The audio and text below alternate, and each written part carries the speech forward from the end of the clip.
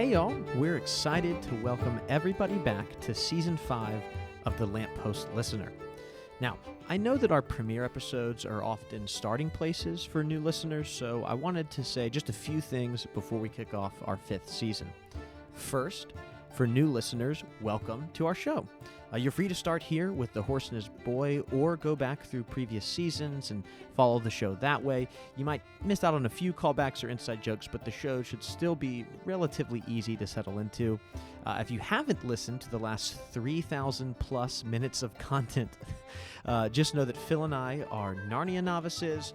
We both enjoy a casual approach to literary criticism, and there is an inordinate amount of Star Wars knowledge between the two of us. Second, for returning listeners, thanks for coming back. You know, I realize we don't release as much content as other podcasts or creators, so we thank you for being patient with us between seasons. And finally, to listeners who go above and beyond to support us on Patreon, we just wanted to give you a special thanks and a shout out before we start the show. Your contributions make all of this possible. Just as a reminder, for just $2 a month, you can listen to our other podcast, The Dancing Lawn, as well as get some other rewards over there, too. All right. Now that we have all of that out of the way, we can begin another season filled with spiritual formation, new discoveries, and hopefully lots of laughs. All of it made possible by the genius of C.S. Lewis. Welcome back to The Lamppost Listener.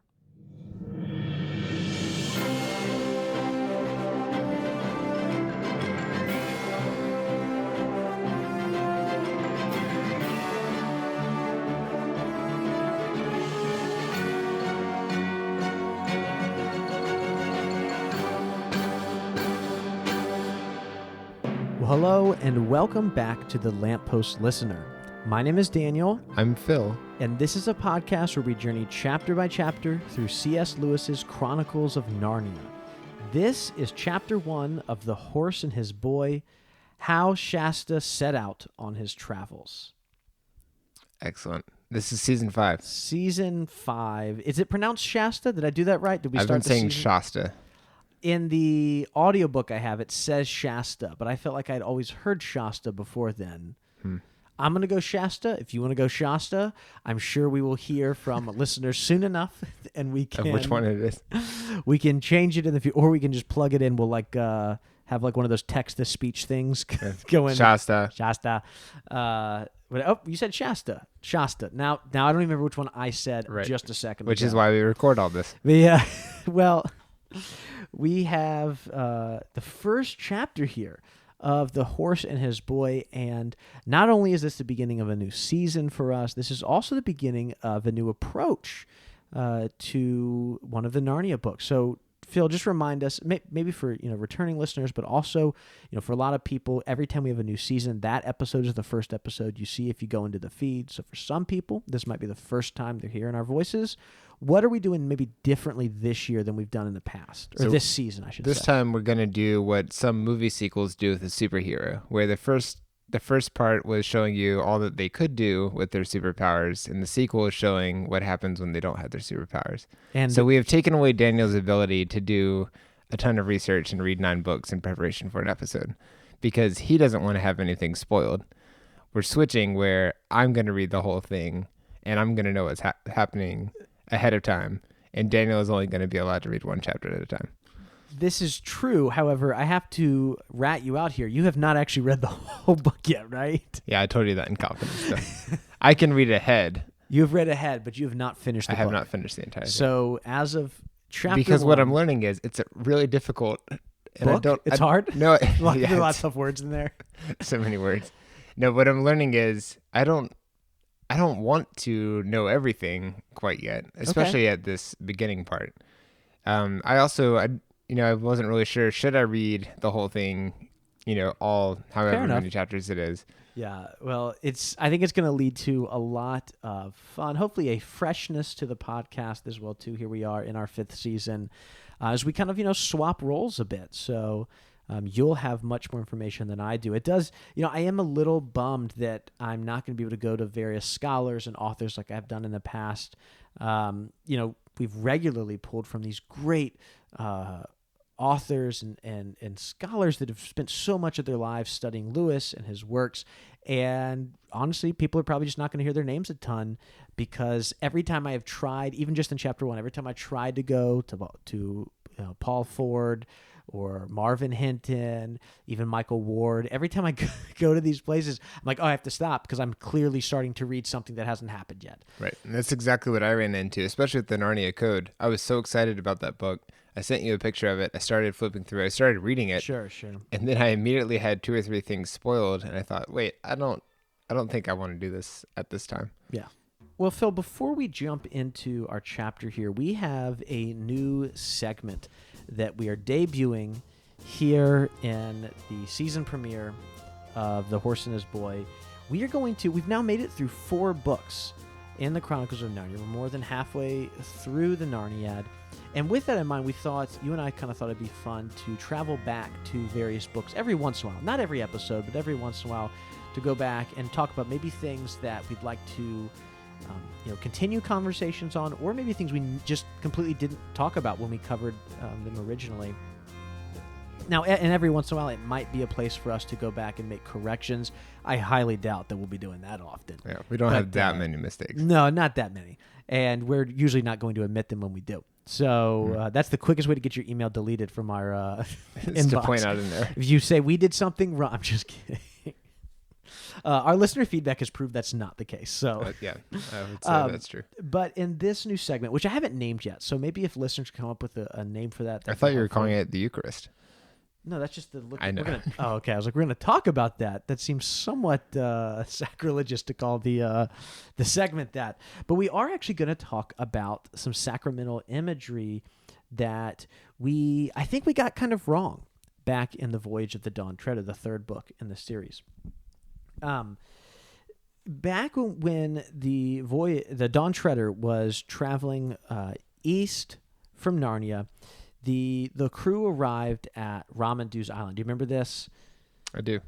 While they're there, they come across a table that's actually called Aslan's Table. And you and I said at the time that we thought, hey, this is, there's kind of the baptism of Eustace when he kind of goes out of his dragon state, his undragoning was what it was called. We talked a little bit about baptism there. But then we said, hey, we think this is probably Holy Communion, the Eucharist, right? It's even called Aslan's Table. At that table is where we saw the 3 lords who were asleep. They were under that kind of enchantment.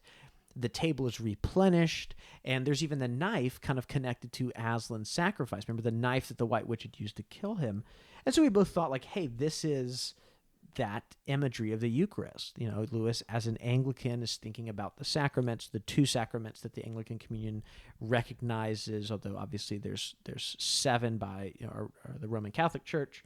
And we kind of just said, okay, there it is, and we left it there. But recently, I was doing some research. I taught earlier this year, back at the very beginning of the year, I taught this class, which I think we mentioned. I think Rachel brought it up at the end of last season, on Lewis and Narnia and the Gospels. And as I was doing research for that class, not even for the podcast, I came across an essay by Doris Myers, who we've mentioned a couple times on the show before. And she pointed out something I had not thought about at all.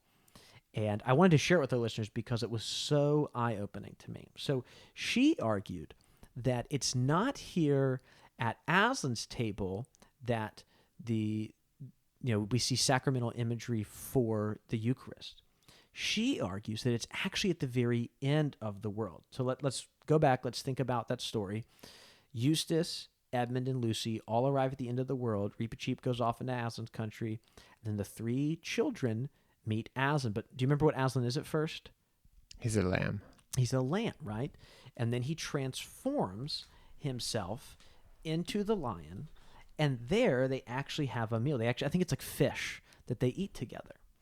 And Doris Myers argues that this is actually the true sacramental imagery of communion, because what was missing at Aslan's table was actually Aslan himself. If we think about Lewis as an Anglican, thinking about the presence, the spiritual presence of Christ in the Eucharist, we realized that, like, obviously this can't be, Aslan's table can't be the communion because Lewis is not a memorialist, right? He doesn't view communion as just this thing we do to remember. He does believe there is an actual presence of Christ in some mysterious way at communion. And so Doris Myers argues that this right here is the climax of the story is communion, and it's because Aslan is present that we get that imagery, which I thought was a really cool thing that we totally missed our first time around. Yeah, that's cool. How did you stumble upon this? When I was doing and if anyone's interested in the lectures that I gave for this class I taught, I think we posted 2 of them so far over on the Dancing Lawn. So we posted some of them over there. You can listen to them. But the second lecture, which we just recently posted, was called Supposals and Sacraments. So I was teaching this class talking about the supposals that Lewis used as well as sacramental imagery that he used. And we focused, in particular on baptism and the Eucharist, Holy Communion, the Lord's Supper, whatever you prefer to call it. We also talked a little bit more about the other 5 sacraments, or sacramentals as they're sometimes called. And it was in just doing research that I came across it. And here's the really frustrating thing. I didn't bookmark it, and I can't find it. I tried as I was preparing for this episode to find it so we could put it in the listener notes. And maybe I'll find it between us recording this and the episode actually going live, because I cannot find it. I was Googling Doris Myers, Eucharist, Communion, Lewis, Narnia, and I can't find it. So I don't remember where I may got be able to help you find it. There are a few tricks that you can do. I was using Yahoo. Do you think that might have been the problem? Ask Jeeves? Yeah, if you go to Yahoo and then Google Ask Jeeves, or search for Ask Jeeves. Oh, that was, yeah. And then from there, go to MSN search. And then if you can just Bing it from there. Oh, yeah, I was going to go to Bing. Probably forgot the Bing stuff. Right? I forgot that exists. I just need to watch all those Sony movies where they're forced to use it. Yeah, and everything. So yeah, I just wanted to mention that as kind of something that we had covered a while ago, and I just had come across this, thought it was really interesting, and wanted to share it. Yeah, that's cool. Well, Phil, are you ready? We're going to leave the Voyage of the Dawn Treader and travel far south to the land of Calormen. And then maybe north. Maybe. I don't know. But you don't know. They started going there. Yeah. Well, I think that means it's time for our chapter summary if we're starting to do this. Phil, what do we do for these chapter summaries? So there's a limit of the number of words we can use, 100 or 50 or less. Mm-hmm. And we're just trying to say what happened in the chapter, and we'll do this for each chapter moving forward. Yeah, I take the odd chapters and you take the evens. That's correct. So because this is chapter 1, it means it's my turn. So here we go, chapter 1. In the land of Calormen, a young boy named Shasta lives with his father, Arshish. Their relationship is devoid of affection and love. Shasta works mostly as a servant. One day, a lavishly dressed lord, called a Tarkhan, arrives at their modest home, and Shasta is forced out of the house. That evening, he eavesdrops on the conversation between the Tarkhan and Arshish. In this conversation, Shasta is surprised and honestly relieved to learn that Arshish is not his actual father, but that he was discovered on a boat when he was a baby. The Tarkhan and Arshish begin to barter over the sale of Shasta as a slave. Shasta decides to run away to the north and meets the Tarkhan's horse, named Bree. Bree's a talking horse from Narnia, and after an awkward introduction, the two gather their belongings and begin riding away to Narnia and the north. Well done. I feel like I was just there. I kind of had to rush through the whole meeting of Bree and Shasta, so we'll definitely get into that as we go through the chapter summary. Yeah. What were some of your initial takeaways, just maybe emotional kind of reactions to this chapter as we went through it? Yeah, so I may have said this before about other books, but it's been true for every book so far. It seems so different from the last one that we read. And I think that that's pretty impressive that Lewis isn't sticking to a formula here. He's not relying on old tricks, but he's using some fundamentals. We already have a talking beast in this one, and we already have a connection with someone who's still in their youth to a talking animal. Yeah.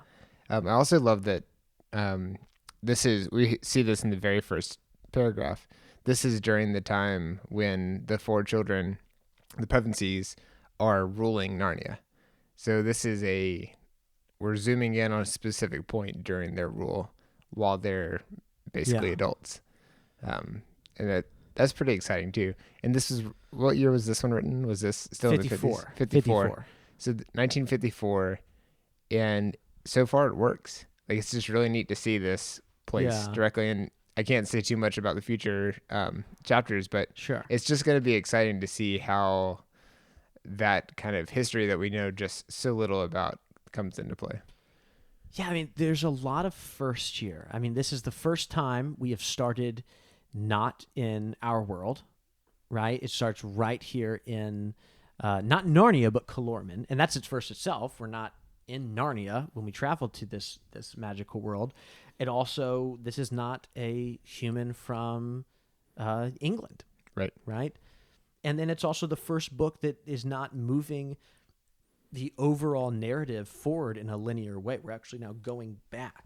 The first 4 books, every time it's kind of picking up where the last one left off. But here, none of that, And obviously we're reading them in publication order. But this is actually a book that I think, if you want to make the poor argument that you should read them in chronological order, I do think this is the one that's the strongest to do that, because you could pick this up right after Lion, the Witch, and the Wardrobe, and so far not really be confused by what's going on. That seems like it could fit right, pretty well right after that book. Right. Yeah, I did. So I have a copy where all 7 are put together, but it's in chronological order.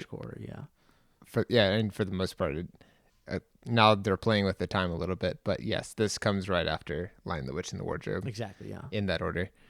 Fun aside, this is the first time that I've looked at the dedication page and seen a name of someone that I recognize. Who's it dedicated to? It's dedicated to David, who I don't know, and Douglas Gresham. Yeah, that's right. Which is pretty fun. Someone that we've met. Yeah, David is Douglas's brother. So Lewis is dedicating to this to them in 54. Which they're not together at this point. Remember, him and Joy, they get their civil marriage in 56, but they're not actually married through the church. Their ecclesiastical marriage isn't until 57. So at this point, I want to say that Joy and David and Douglas have moved, and I think they're living in London in 54, and Lewis is actually supporting them financially in a way, which is something, I mean, like, Lewis was such a generous man. Not only has he supported, remember he supported Janie Moore and her daughter. I can't remember if it was a son or, her son was obviously Patty, who passed away during World War I. But then I think she also had a daughter who then, remember, lived with Lewis and Warney at the Kilns. So, I mean, this guy is just so generous with his finances and just supporting others who are a little bit more in need. I'd also be curious, what was the financial situation? He's a very popular writer still today, considering he died in 1960. 63. 63.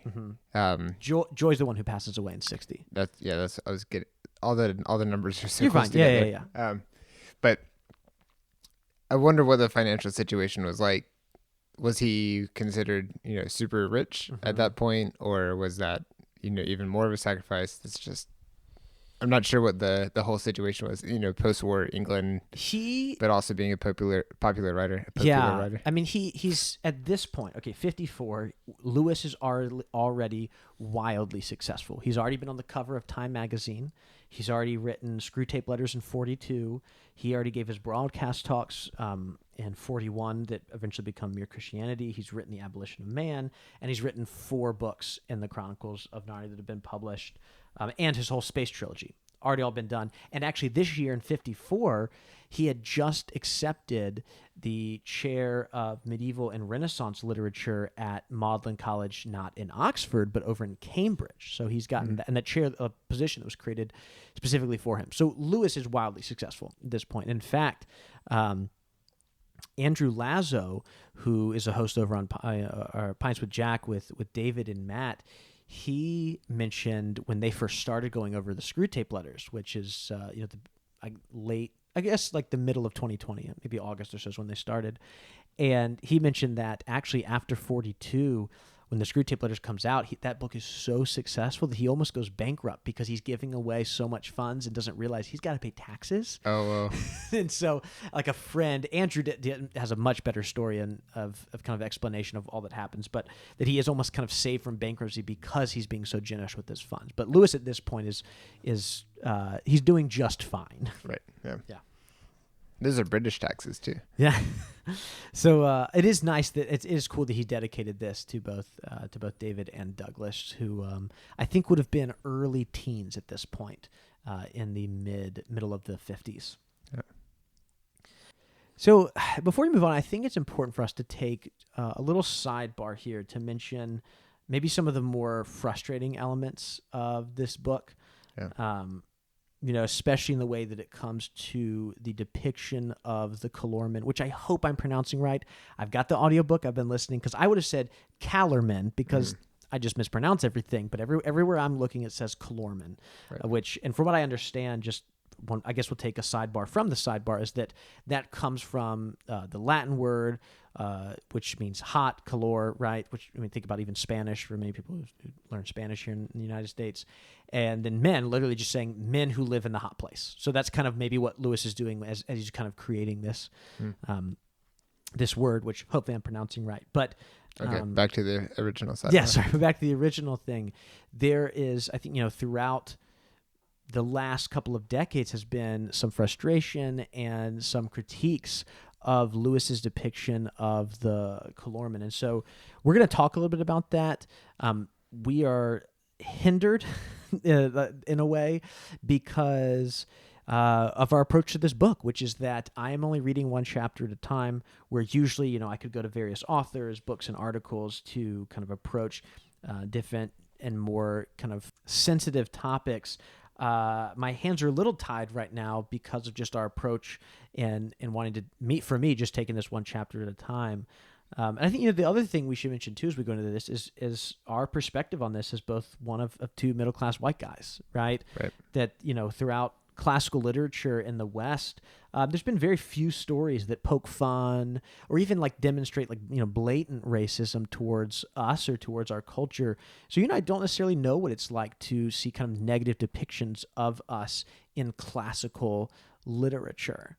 I see that a lot as someone who teaches ancient and medieval history as well as literature from those time periods. So I think that's it's important for us to kind of share that's our perspective as we go into this season, that we're kind of hindered by some of our outside resources. And we've looked at some, but not wanting to be spoiled. Some of these conversations will have to kind of wait until we're a little bit further down the road and can get into more things. Right.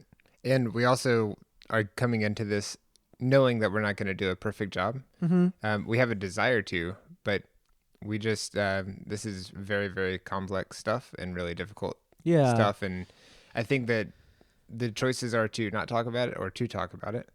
And I think that it's going to be hard, but we do want to at least try to talk about it. And we're also open to hearing from other people. Yeah, sure. And, we're not just talking about it, just the two of us. We are having conversations with our friends and from a, variety of backgrounds and in a variety of ways, but we're trying to see different things in this and what they may mean.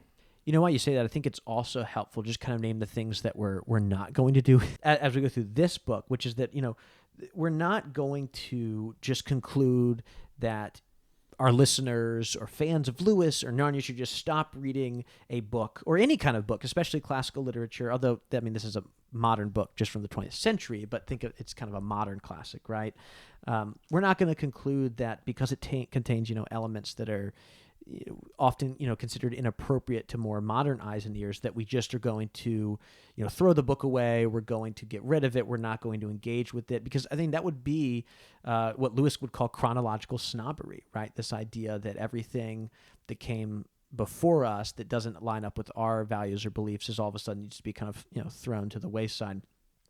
But, the other thing we're not going to do is we're not going to conclude that any issues with race and the depiction of the Calormens is just no big deal, and that the conversation isn't even worth having. I mean, there's many readers, people who deeply love Narnia and Lewis, who've brought up legitimate concerns with this work.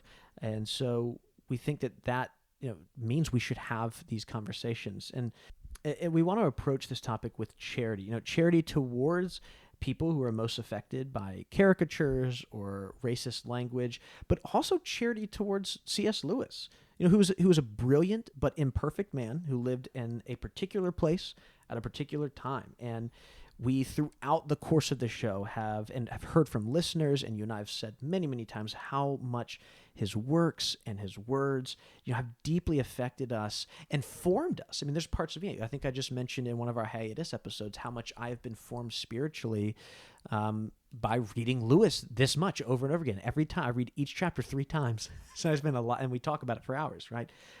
So it would be foolish of us, and honestly just all too easy of us to just say, okay, let's throw the baby out with the bathwater, because there are some aspects of this book that might be frustrating or more difficult to get through. It means we're just going to completely get rid of this work, because I hope that our listeners here, it's been clear that these books have deeply affected you and I, and we think there's a lot of value in them despite critiques we're going to have of the books. Right. It's also important to show that we do know that stories have a lot of impact on our culture and our society. And I've even felt this stuff that I read as a kid that may have had certain things in it influences the stuff that I want to write about. So now you have a copy of some stereotype. And I'm just glad that we live in a time where these things are being pointed out and that we're talking about them, and that people are getting to see in a public way what people's views are in a somewhat safe, sometimes unsafe way, but I'm glad that the discussions are being had. Yeah. So, one of the things that I love about our audience is that it's a very diverse group of listeners. So there might be some people who are excited that we're having this conversation, but there might be others who are maybe unsure about the need for this discussion. But this is actually something that Lewis has taught you and I, and that's that stories are formative, right? I mean, we're formed by the stories that we read. Lewis has made this clear throughout the Chronicles. I mean, think about how Eustace was formed by what he had read, or more specifically, what he had not read. It's not the only thing that forms us, obviously, but it's one of the things that forms us. That's why the content of stories matter, right? I mean, think there's certain stories that I will steer my children away from, or my son away from, because I think that they contain elements that are not helpful to his character formation. While conversely, right? I mean, there's going to be stories like these 7 books that we've been talking about that I will steer him towards, because I think they reveal the good, the true, and the beautiful about God's creation. So I think acknowledging the formative power of stories compels us to discuss, ways in which stories can strengthen convictions, they can build virtue, but they can also perpetuate stereotypes. And I think that's important to remember when we might be asking, why is it necessary to talk about this? So, to kind of conclude, what we're not going to do, we're not going to reject this book or Lewis, but we're also not going to pretend that there aren't legitimate concerns over some of the depictions in this book. With all that being said, it doesn't mean we're going to shy away from difficult discussions or claim to have, all these answers. It just means we're going to approach sensitive topics with humility. Right. Yeah, and I think the humility part is key, where we're just acknowledging what we don't know and that we do have a desire to learn. Yeah. Well, I think it's time for us, Phil, to jump into this chapter finally. Yeah. Let's talk about the characters we meet. We meet Shasta in the first paragraph. Well, should we go ahead? Do you want to read the first 2 paragraphs here? This is from the beginning of chapter 1. This is the story of an adventure that happened in Narnia and Calormen and the lands between, in the Golden Age, when Peter was High King in Narnia, and his brother and his 2 sisters were king and queens under him. In those days, far south in Calormen, on a little creek of the sea, there lived a poor fisherman named Arshish, and with him there lived a boy who called him father. The boy's name was Shasta. On most days, Arshish went out in a boat to fish in the morning, and in the afternoon he harnessed his donkey to a cart and loaded the cart with fish, and went a mile or so southward to the village to sell it. If it had sold well, he would come home in a moderately good temper and say nothing to Shasta. But if it had sold badly, he would find fault with him and perhaps beat him. There was always something to find fault with, for Shasta had plenty of work to do, mending and washing the nets, cooking the supper, and cleaning the cottage in which they both lived. And that's our introduction to who I assume is going to be our protagonist. Right. What do you think of this character? First, I love the way he was introduced, where this is the character, this is where he lives, and this is the person who calls him, he calls this other character that I just introduced, father, which seems like just a kind of fancy, old school way to introduce someone's son. My son has to call, every time he says dad, I'm like, stop that. It's father. Right. But he doesn't say, and his father at first. It says the boy who called him father. Ah, yeah. And that has more significance the more you find out about him in this chapter. Just the fact that he was discovered on a boat. Yeah. So I thought that was pretty neat. I also loved how we just get in 2 paragraphs, we get such a sense of the time, the place, and what this boy's life is like. He has a lot of chores to do. I mean, yeah, the relationship between Shasta and Arshish is pretty clear at the beginning. This kind of unaffectionate, it's abusive, right? He's beating him if he doesn't sell enough stuff during the day. And we don't learn much from Shasta until, there's this like conversation he's going to eavesdrop in a little bit.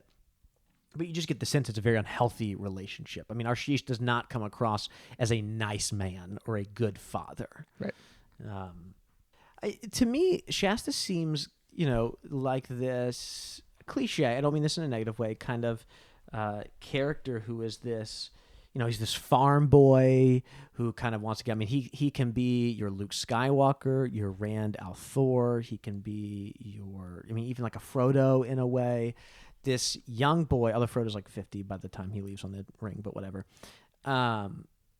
This young boy who kind of wants more, and eventually we're going to find out he even is, as we learn, that he's not even from there. He's like this Moses character, or this kind of like Romulus character, where he is, maybe destined for great things. Are you getting a Joseph Campbell vibe from this? Are you familiar with him at all? I'm not as familiar with the hero's journey as I should be. At least I feel like I should be. I was considering the classical education. I just, Joseph Campbell labeled a bunch of stuff, but you're probably familiar with the arcs overall. Oh, absolutely. Yeah. I am familiar with that. But he's in this place. He feels like he could do other stuff, and then he goes on a journey. He leaves the comfort to go seek something. Sure. Yeah. So then, we have Shasta. We learn just a little bit about him, about this kind of desire he has for the North, right? His father doesn't really actually know what's there. He's like, hey, just stop worrying about that. We get some, and if he's in a good mood, he's like, just don't worry about that stuff. He's in a bad mood, he's like, he's much more severe here. But Shasta has this desire for this, maybe this far off country, if we want to call it that, of the North, wanting to know kind of what lies beyond. And Lewis has the great line. He's like, his father didn't care. He had a very practical mind. Right. But again, like this kind of lack of imagination, this lack of the fantastic, right? That is missing in his personality here. So one day, a man shows up. What happens, Phil? This man shows up and stays the night. It seems like he has the ability to just demand that he be given a room. Yeah, he's a fancy dude. Yeah. He's called a Tarkan, which I believe is his title, not name, correct? Right, yes. He's this kind of lord. We don't know what kind of economy we've got here. I have no idea what the class system looks like. He has a lot of gold, which means he's higher up. He's dressed really well, and he's like, I'm staying at your house tonight, and I guess they don't have a Fourth Amendment here in Calormen, because he's like, sure, you can.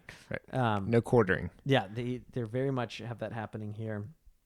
And this is, I think, a good place for us to kind of first talk about this, some of the depictions of the Calormen, because as we get some of his physical description, there seems to be quite a bit of similarities between, like the Ottoman Empire, for instance, maybe even some Persia, some of Persia as well, too.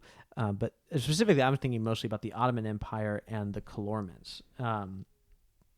I read somewhere there's some scholars who disagree that there's any connection, but there's a lot of scholars who say there's just too many similarities for there to be no connection to cultures from the Middle East. And I was thinking about this. I think there's really three reasons that Lewis might have pulled from this particular culture in his depictions of the Calormen. And it's not saying this as an excuse for some of the then depictions we'll get, but more of like an explanation, right? And I think one of them more is of how it happened. Yeah, the Ottoman Empire lasts pretty well into the 20th century. Lewis, who'd fought during World War I, it would have fought against the Ottoman Empire. And so I think probably he's pulling some of from his own experience there. I also think there's a pretty strong kind of Arabian Nights feel already just from this first chapter. I don't know, have you ever read The 1001 Nights or The Arabian Nights? I've read several of them. Sure. Both in school, of course, Okay. but then also recently I got kind of into it and read the first few. It's hard to find it's hard to know, do I read all 1001 or you don't need to, yeah. Do I read the best of? And what I ended up doing is reading some of the best of. There's really not a definitive version. Oh yeah, of and the that's book. the other thing, it keeps changing. No, it's this weird thing. I've taught it before, and we'll just call it the Arabian Nights here, just to simplify it. But it seems to have been in the kind of medieval Muslim world to really have not been that popular of a book. There's actually, if you look at a lot of the sources, it's not really held in high regard. It's not mentioned a lot at all. And so a lot of medieval scholars think that really this is a book that was just this kind of like pulpy but pulpy story that people enjoyed, but was not this like quintessential work of this culture at a particular time. But instead, it's actually translated for European audiences in French and the beginning of the, I think, 1700s, like early 18th century. And that's actually where it gets this kind of modern status as a classic of literature is actually when it becomes popular in Europe, even though from what a lot of medieval scholars believe, it wasn't super popular in the time period that it was being written. And so but this is this kind of like cultural knowledge that people, especially for the audience that Lewis is often envisioning, which is a Western audience, would be familiar with. They're familiar with the Arabian Nights. It's a book a lot of kids would have read growing up, even in the West, obviously. So I think he's probably pulling from some kind of like shared kind of cultural knowledge there. And then I think that there's also the possibility that Lewis is looking at the Middle Ages itself. I mean, Narnia has clearly been this kind of stand-in for medieval Europe. There's a lot of, connections between medieval Europe and Narnia itself. And so thinking about like the Crusades, I think there is, some of this kind of connection between both Western Christian culture and then the culture of Muslims living in the Middle East, especially during the Crusade. And I think about this too in the way that the Calormens are depicted pretty negatively in this first chapter. I mean, that's the sense that I get, is that they're not, we can get into this more maybe as we go on, but that they're not really held in very high regard. At least the narrator doesn't hold them in the highest of regards. And I think one of the possibilities of that is the way that these relations were during the medieval times. Think about, at the end of the 12th century, there's actually a Saladin tax in England. I don't know if you're familiar with Saladin. I won't get into all the medieval history, but he retakes Jerusalem in 1187. He's a devout Muslim leader, and he retakes Jerusalem, and this is kind of the start of the Third Crusade, because then Richard the Lionheart, the guy from Robin Hood, he comes down from England. He goes with, I think, like the Duke of Austria and some other one of the French kings. They go down and they try to retake Jerusalem. They fail. They aren't able to retake it, although they have some other victories. But there's actually this tax against Saladin in England. So at this time in England, like the entire population was very anti-Arab, anti-Middle East, because these are our mortal enemies. And you see the same thing often in the medieval world with the Middle East, with the Christians being the mortal religious enemies, right? You do see this, and so there is maybe some similarities between that. Again, I am not able to speak out of a place of expertise. I've only ever read one chapter of this book, plus a couple of other scholars who then I had to stop reading because it started to spoil me. But I do think if Lewis is going for this kind of high Middle Ages, you do see a predominantly Christian culture in the West fighting this predominantly Muslim culture in the Middle East. And so it's possible Lewis might be pulling from, all three of these things: his experiences in World War I, his cultural knowledge of the Arabian Nights that would be shared amongst most of his readers, and then also the history of the Crusades that create, and in doing all these things to create the culture of Calormen. Right. And I think the word create there is key, where he is pulling from other stuff that's different than what English readers may have known in order to create this fiction. And he has to pull, it's tough to do. If you make it completely unrelatable, it's hard to picture. It doesn't tell a story as well. Yeah.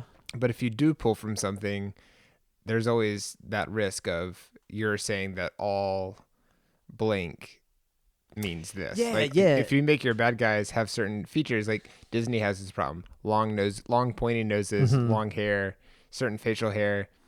Those are the bad guys. And in real life, that's not the case. Like, those aren't the traits of all the bad guys. Every time I see somebody with a goatee, I just wonder. I'm like, what are you doing? I'm just kidding. I'm just apologize to all of our listeners with goatees. I'm just teasing. That is a funny thing. Yeah. But as a kid, I definitely thought that. I would see someone with certain patterns of facial hair that looked like a character in a Disney show and think that's a bad guy. As in, like, that person like kills mice that talk or something. Yeah, so I think that the issue is not that there exists similarities, between the Calormen and cultures from the Middle East. Right? I mean, there's nothing inherently wrong with pulling from real cultures or real people, right? I mean, Lewis has done that with medieval England for the last 4 books, right? He's inspired by the history and the culture of medieval England. We see that in Narnia. That's not inherently wrong to be inspired by their cultures. I think where the issue comes in for many people is when the culture that is being depicted is written or portrayed as objectively bad. Right, so just like, hypothetically for a second, if we take away the relationship between the Calormen in real-world cultures, I think most of us would look at the Calormen and say they're objectively bad, right? I mean, we see that slavery is normative. We see this class system in the first chapter, and obviously I don't have all the information as a reader right now, but it does seem to be this kind of class structure that places different values on people based off of a social hierarchy. So alongside that and slavery, we would say these are objectively wrong, right? All humans have equal value and dignity. I mean, that's chapter 1 of the Bible, right? So it's not bad to have a depiction of good and evil or right and wrong. In fact, I think one of the things that Lewis is doing and is good at is popularizing, or maybe we even want to say repopularizing, these classic tropes of fantasy literature. And these tropes and what he's doing stands in direct contrast with modern and postmodern, well, later on postmodern works that are around, at the same time, where everything has to be morally gray and every character has to be conflicted over virtue and vice, right? And so the kind of fantasy, that fantasy trope of good and evil is not bad. Right? In fact, I think a lot of us welcome that from Lewis, and that's why a lot of us keep coming back to Narnia, because there is, throughout all the books, Aslan is clearly good, right? Even when he's not safe, it has been clear from the very beginning that he is good, and Aslan is the right side. The White Witch is inherently evil and bad, right? And that kind of simplicity often doesn't exist in a lot of more modern and postmodern works. So that kind of fantasy trope isn't bad. Good versus evil, or right and wrong, clear right and wrong. I think the issue for many readers is when that, quote-unquote bad culture has some pretty clear similarities to a real-world culture. And so I think that is the nuanced and honestly difficult part of wading through the depictions of the Calormen. It's not a view that stands in condemnation of Lewis, but it's also not an approach that dismisses all the criticism either. And that's actually part of the problem. It's the volume of stuff. It's the number of stories so it's not just Lewis doing it, it's other authors around the same time depicting this group, and it starts to add up. Yeah, I think that's really well said, Phil. let's we've been having this conversation for a while, so let's go ahead and jump back into the text itself, because I want to talk more about this conversation between Arshish and Tarkan, because it goes from about 0 to 60 in maybe 2 seconds. It goes from like, hey, how are you doing? That's great. Can I buy your kid? Right. That's I mean, did this surprise you? It took me, I was freaked out by this. I knew that the dad wasn't a good dad, but then let me sell my kid freaked me out. Yeah, and also the pacing with which Shasta is not super surprised by this. He even kind of thinks He's relieved almost. yeah, he's like, oh, he's more excited about the fact that he's not actually his biological kid. And tell us about that. What is the story, this little kind of background we get for him? Yeah, so it's a little difficult to pick it out because the story that the person he calls his father, great. He's just embellishing and saying all these things and so many asides and things in parentheses and all this stuff, and it's hard to see what's clear. And luckily, the Tarkan, he calls him out on it. Yeah, enough of this. He's like, I don't want you to your his loquacity, right? That's right. Yeah, he actually uses that word loquacity in it. It's so fun. I said loquacity instead of loquacity, but fine. Loquacity. But yeah, I love that he calls us like, hey, I don't really want to hear your little story of how great you are. I want to know about this kid. And to speak, this is a big part of the narrative itself, is the fact that Shasta is white, and so when they look at him, they're like, wait, like this guy, he doesn't fit in. He doesn't look like he's from Calormen, and that's how the Tarkan is able to go like, what's the story here, right? Yeah. And we found out he shows up in this boat, right? I'm interested to learn more about this. So what it says is Arshish is woken up by the gods. So I guess we have this idea that that the Calormen are polytheistic. He mentions the gods a couple of times, and I don't know if it's a couple of gods or if it's this whole pantheon. Maybe we'll find out in a little bit. But he goes out and he finds a boat with a dead dude and a baby in it. Yeah, that's a little freaky. So I'm interested to know, like, is this dead guy, is it someone we know from the first, from Lion, Witch, and the Wardrobe, because it's now the same time period? I hope it wasn't Mr. Tumnus. He said human, so I think we're okay. Yeah. I'm also curious, was he really dead?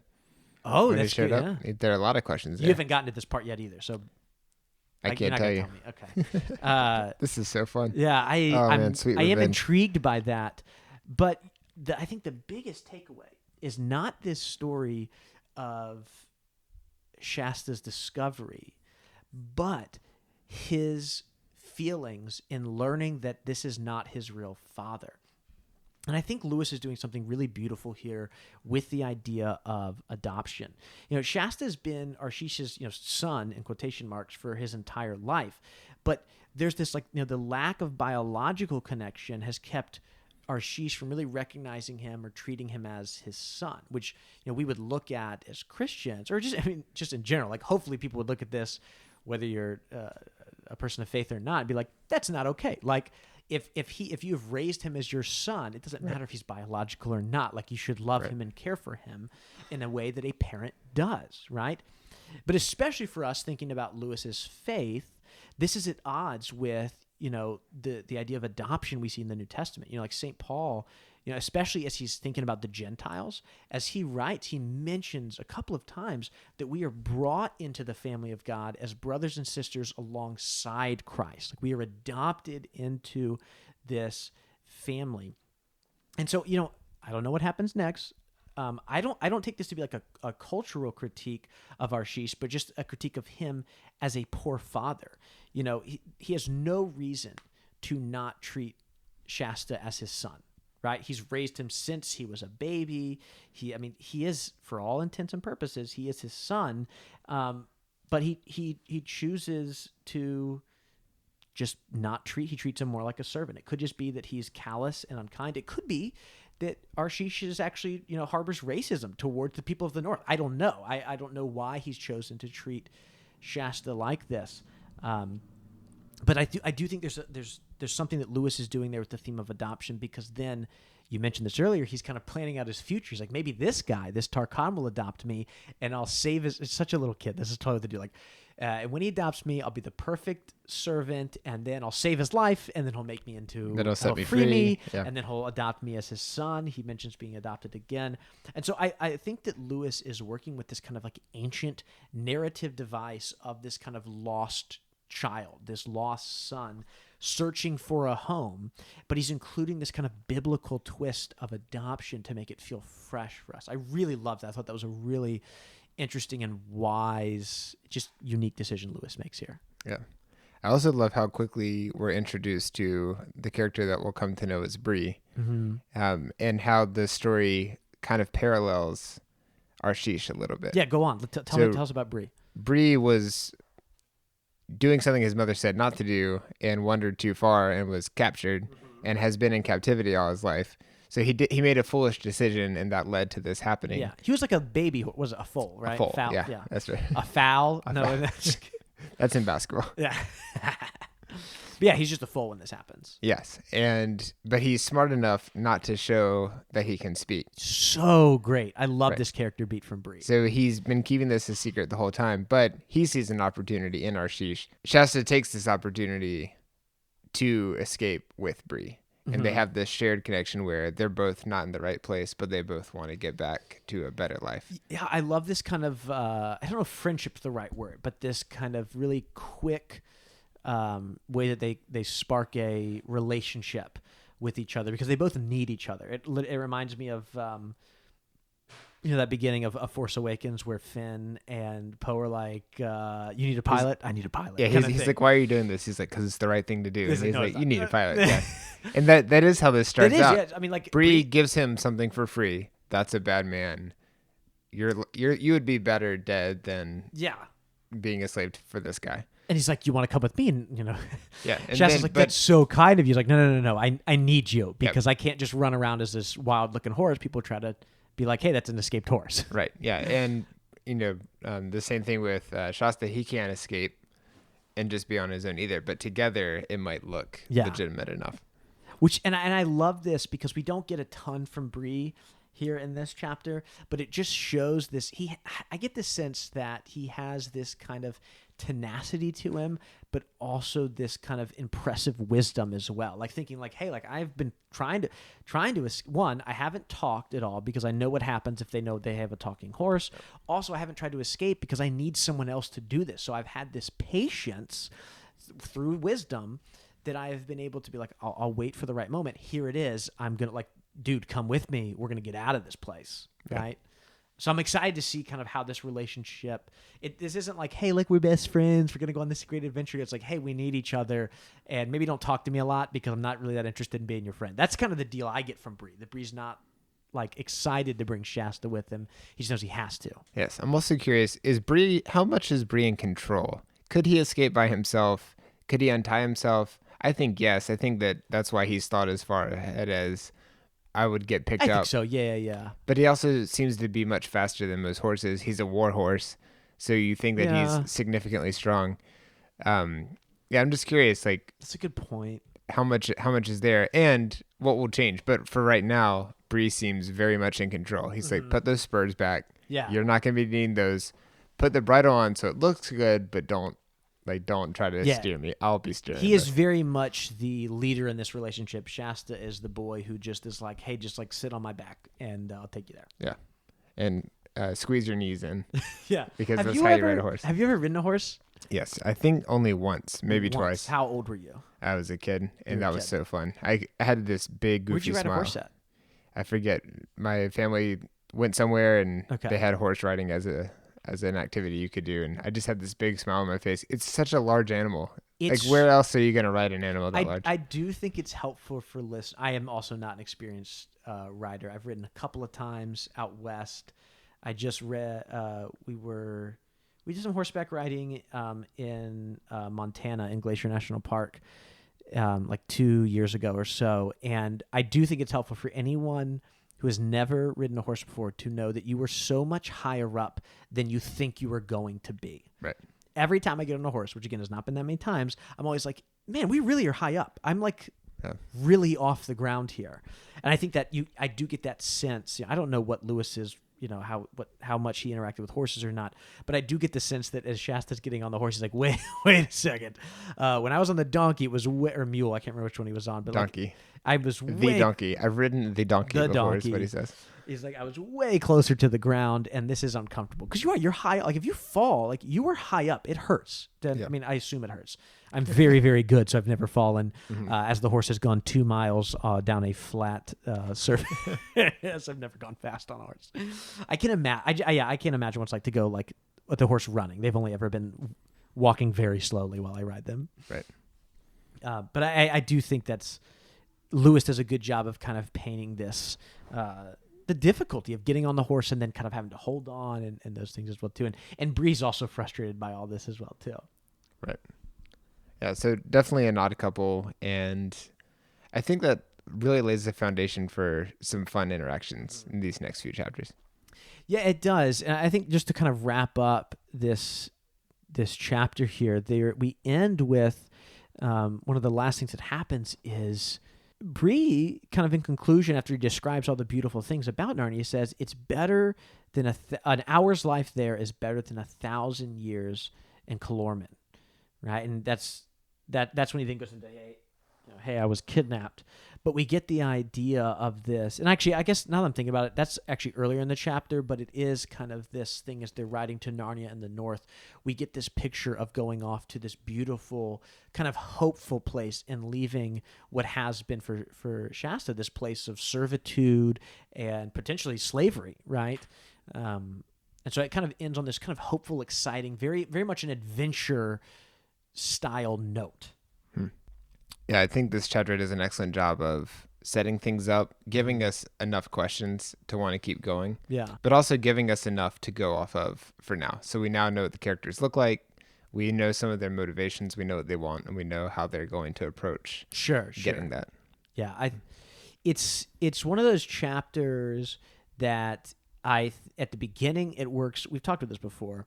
With us going just one chapter at a time, the end of it feels so like it just is going to roll into the next chapter. It's because it's such an abrupt stop. Like they escape, and then we have to, I have to put the book down. It's kind of hard to find a clear ending here because it just feels like it rolls so well into the next chapter, which is a mark of a good book, and it just makes it harder to only do this one chapter at a time because it feels like we're left with a lot that we aren't able to discuss yet. Right. So speaking of what happens next, we have a new section. We do, yeah. Daniel's Dilemma. Yeah, thanks to Holly and Virginia who gave us the name of that. Yeah, I love this name for this. So what do you think is going to happen in Chapter 2? All right. Well, Chapter 2, I have looked at the chapter titles. It's called A Wayside Adventure. So my dilemma, each episode will be to kind of like guess what happens in the next chapter. So here's my thought, okay? It's called A Wayside Adventure.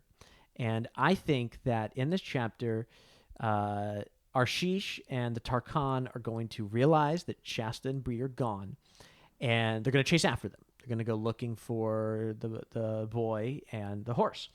And as they do this, they're not going to catch them or anything, but they're going to force them to no longer be going straight north towards Narnia. Like if they hadn't caught them or caught up with them maybe, they could have just, the book would be over after 3 chapters because they get to Narnia, boom, the end. But instead, they're going to chase them in a way that makes them go like east or west, and that's going to completely direct their story for the rest of the book, that they're now going to have to be off course and find their way back to the path north towards Narnia or something. All right. Yeah. I'm not going to say anything. That's fair. That's totally good. All right. Well, I'll go ahead and wrap us up here. I think that's a great place for us to end. Man, I'm really excited for this book. And listeners, we hope that y'all are excited for The Horse and His Boy too. I think it's going to be a really great time going through this book. As always, this episode is made possible by our patrons over at patreon.com. If you'd like to support the show, you can listen to a bonus episode each month, as well as a back catalog of about 2 years worth of episodes. If you head on over to our Patreon page, you can find those there. Special thanks goes to Elias Dean, Hannah Anderson, John Marr, Emily Margaret, and Ryan Smith for supporting us at our top tiers. If you have any listener feedback, you can always email us at thenarniapodcast@gmail.com or leave us a voicemail at 406-646-6733. As always, we'd appreciate a review wherever you get your podcast because it helps listeners find the show and join together on our read-through. Thank you again for coming along on this journey, and we'll be back next time with Chapter 2.